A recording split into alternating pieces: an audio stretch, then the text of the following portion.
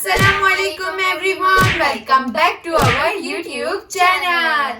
Guys, video शुरू करने से पहले हमारे इस वीडियो को लाइक, कमेंट एंड सब्सक्राइब कर दे और नीचे जो बेल आइकन का को भी ठक करके प्रेस कर दे. गाइस, आज की जो वीडियो है वो बहुत ही ज्यादा इंटरेस्टिंग होने वाली है क्योंकि आज की वीडियो में हम लोग आप लोगों को अपनी वो स्टोरी बताने जा रहे हैं जो डीप डाउन बहुत ही ज्यादा डेंजरस है.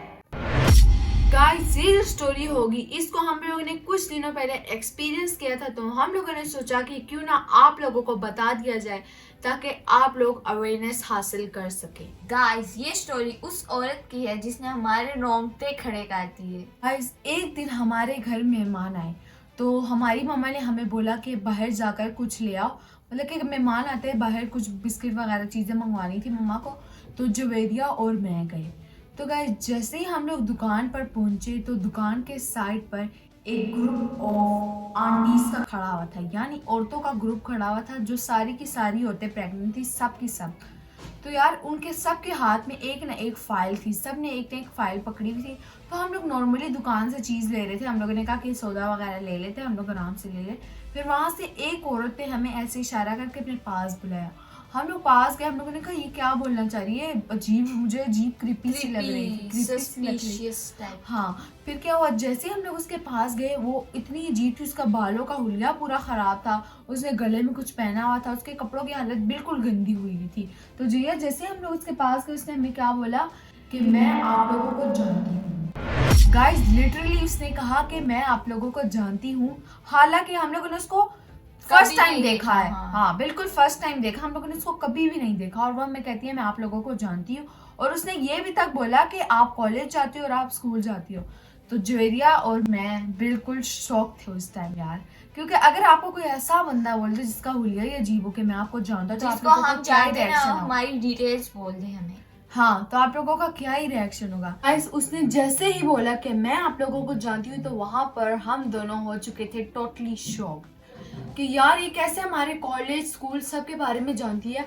यहाँ तक कि उसने हमारे कॉलेज और स्कूल का एग्जैक्ट नाम भी हमें बता दिया. उसने हुलिये से लग नहीं रहा था कि वो हमें बताएगी, लेकिन उसने एग्जैक्ट नाम भी बताया हमारा और हमारे कॉलेज और स्कूल का भी. गाइस, उसने जैसे हमें सब कुछ बोला, हमसे बात वगैरह की, हमें बैड फीलिंग आई तो हम भाग रहे थे वहाँ से. तो हमें उससे बैड फीलिंग आई तो हम लोग वहाँ से जाने की सोच गए. बट जुलिया और मैंने कहा कि ऐसे कहा हम लोगों ने, जुलिया मुझे अजीब लग रही है, हम लोग यहाँ से चलते हैं. तो हम लोग ने ऐसे कहा तो हम लोग सीधा मुड़े अपने घर की तरफ वाली साइड पर. हम लोग जैसे ही मुड़े हम लोग ने पीछे औरत को देखा कि वो एक बाइक वाले को इशारा कर रही है ऐसे करके, कि उस औरत ने बाइक वाले को इशारा किया है कि तुम इनके पीछे जाओ, और औरत भी साथ ही भाग भाग के बाइक के ऊपर बैठ गई. गाइस, आई स्वेयर उस टाइम हमारे पाँव के नीचे से जमीन निकल गई थी कि हमारे पीछे आ रही है. फिर क्या हुआ कि हम लोगों ने गलियां चेंज करते हम लोग दौड़े लगा रहे थे. बेशक वो बाइक पे थी लेकिन वो स्लो थी. वो स्लो शायद इससे थी कि हमसे आगे ना निकल जाए, हमारे पीछे रहना चाहती थी, ऐसा कुछ था.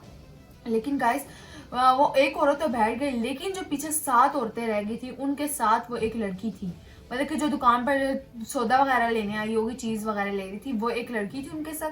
तो मेरे ख्याल से उस लड़की के साथ बाद में क्या हुआ होगा वो भी मैं आप लोगों को बताती हूँ. तो गाइस, जैसे ही हम लोग वहाँ से भागने लगे तो वो हमारे पीछे आने लगी बाइक के ऊपर. तो हम लोगों ने सोचा कि डायरेक्टली अपने घर के अंदर नहीं जाएंगे, क्योंकि उसको अगर हम लोग अपने घर के अंदर चले गए तो हमें उसको हमारे टाइमिंग नोट कर पता भी लग जाएगा. हाँ, टाइमिंग तो थोड़ा उसको हमारा घर का पता लग जाता. तो हम लोग ने क्या किया, इधर उधर गलियां बदल के हम लोग इधर उधर गलियों में घूमते रहे.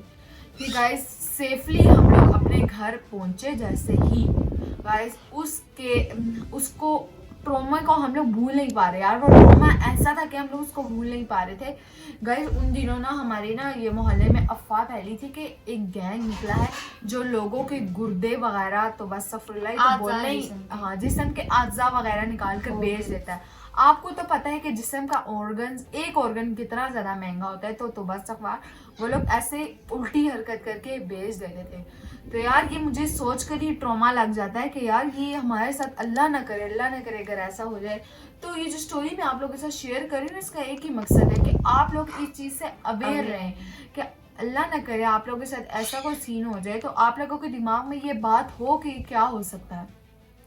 तो गाइस, उसके बाद कुछ ऐसा हुआ कि उसके टोटल 4 दिन बाद हमें खबर मिली कि एक लड़की जो किडनैप हुई है हमारे मोहल्ले से। गाइस आई स्वेयर एक उसकी लड़की, एज भी वही थी और उसकी ड्रेसिंग जो थी वो भी बता तुम रही लोग थी, ये तो हमने बताओ देखी कि थी। तुम लोग बचे कैसे थे उससे? यार बात बच्चे बात कैसे थे हम लोग, और गाड़ी के तो पीछे पड़ते ही भी हैं छुप अपने गए थे ऊपर। हम। ओ हाँ, गाड़ी के पीछे भी हम लोग छुपे थे। हम लोग जैसे अपनी गली में इंटर हुए सबसे पहले हम लोग गाड़ी के पीछे छुपे थे ताकि उस औरत को हमारा घर ना मिले। और वो हमारे गली के बाहर से गुजरी थी। जैसे हम लोग, जैसे ही मैंने ऐसे जोया ना, ये हमारी ये जगह है यहाँ पर गेट के साथ, जोया इधर छुपी थी, यहाँ पर टैक्सी खड़ी थी तो उसके आगे मैं नीचे छुपी हुई थी।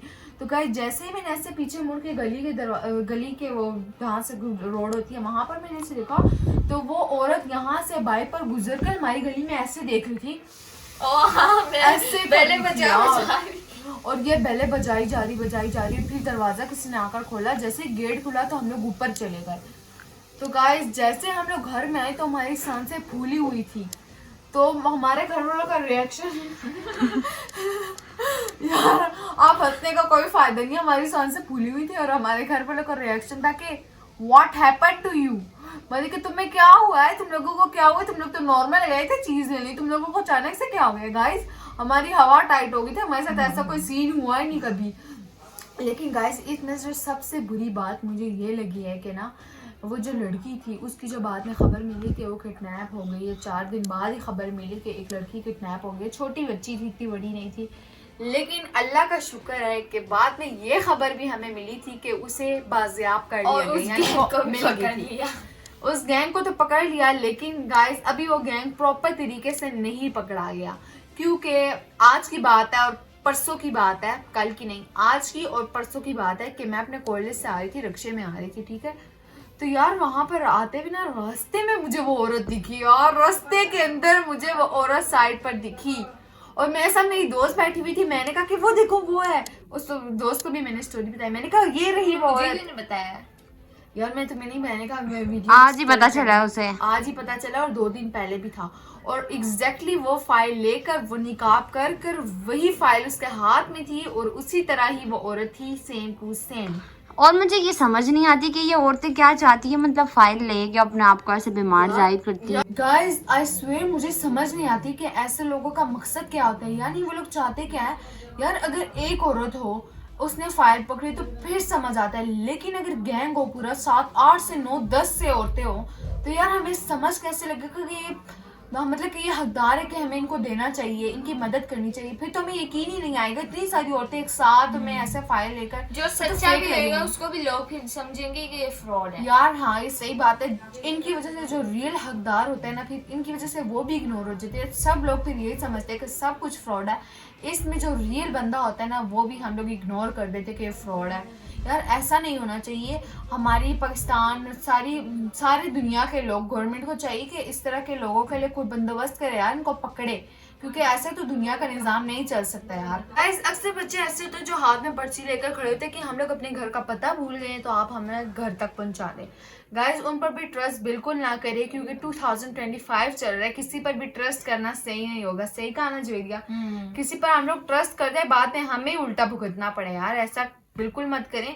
अगर आप लोगों को थोड़ा पता हो कि हम लोग इसकी मदद कर सकते, कोई है हकदार, तो आप लोग उसको पैसे लेकर मदद कर सकते हैं, लेकिन डीप डाउन जाकर उसकी मदद ना करें, यानी उसके घर ना पहुंच जाए। अगर आपको कोई मिले भी उसको सीधा मस्जिद में छोड़ दे। हाँ मस्जिद में छोड़ दे, मस्जिद वाले उसको खुद ही भेज देंगे। खैर गाइस ये जो हमारी आज की वीडियो थी ये आप लोगों को अवेयरनेस देने के लिए थी, क्योंकि 2025 में बहुत ही ज़्यादा फ्रॉड बढ़ चुका है, वो चाहे गली मोहल्ले में हो या फिर इंटरनेट का फ्रॉड हो, वो हर जगह बढ़ चुका है। तो मैंने कहा आप लोगों को अवेयरनेस दे दूं। तो गाइस उम्मीद करती हूँ आप लोगों को हमारी ये स्टोरी पसंद आई होगी। अगर हमारी ये स्टोरी पसंद है इसको वीडियो को like comment share and subscribe कर दें। मिलते हैं आप लोगों को नेक्स्ट वीडियो में, तब तक के लिए अल्लाह हाफिज।